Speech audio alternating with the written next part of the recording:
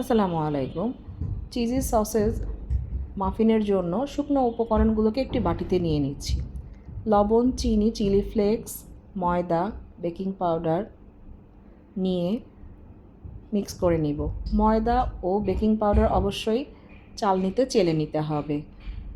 সব কিছুর উপকরণ কমেন্টস বক্সে দেওয়া থাকবে। কর্ন দিয়ে দিচ্ছি। কর্ন চাইলে কেউ দিতে পারেন, কেউ চাইলে স্কিপ করতে পারেন। এখানে আমি সসেজ নিয়েছি কিউব করে কেটে। পরিমাণ মতন কাঁচামরিচ কুচি ও ক্যাপসিকাম দিয়ে দিচ্ছি।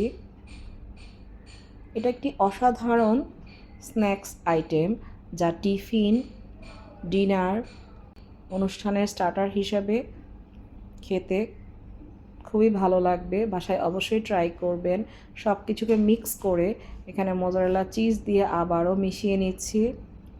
অন্য একটি পাত্রে বাটার, তেল ও একটি ডিম নিয়ে নিচ্ছি। বাটারটা অবশ্যই আমাদের আগে থেকে মাইক্রোওয়েভে মেল্ট করে নিতে হবে। টক দই দিয়ে সবগুলোকে খুব ভালোভাবে মিশিয়ে শুকনো উপকরণের সাথে আবারও মিশিয়ে নিব।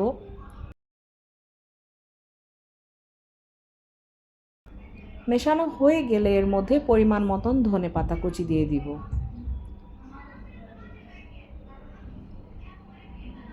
ধনেপাতা কুচি দিয়ে খুব ভালোভাবে মিশিয়ে 10 থেকে 15 মিনিটের জন্য রেস্টে রেখে দিব।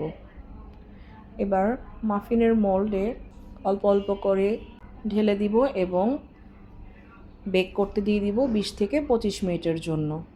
আমি উপরে স্প্রিঙ্কল করে দিচ্ছি অরিগানো, চিলি ফ্লেক্স ও কিছুটা মোজারেলা। চাইলে কেউ ব্যাটারের মধ্যে অ্যাড করে দিতে পারেন উপরে যদি না দিতে চান। আমি পাতিলে বেক করছি, যা আগে থেকেই চুলায় 10 মিনিটের জন্য প্রিহিট করতে দিয়েছিলাম। মিডিয়াম টু লো আছে। ওভেনে করলে 180 ডিগ্রি সেন্টিগ্রেডে বেক করতে হবে একই টাইম অনুসারে। ঠিক 25 মিনিট পর চেক করে নিতে হবে আমাদের ব্যাটারটা স্টিকি আছে কি না। যদি ক্লিয়ার হয়ে বের হয়ে আসে বুঝে নিতে হবে আমাদের মাফিনটা রেডি। তো তৈরি হয়ে গেল আমার অসাধারণ ইভিনিং স্ন্যাক্স। বাসায় অবশ্যই ট্রাই করবেন। ভালো লাগলে লাইক, কমেন্ট ও ফেসবুক পেজ থেকে বেশি বেশি শেয়ার করবেন। সবাই অনেক ভালো থাকবেন। আল্লাহ হাফেজ।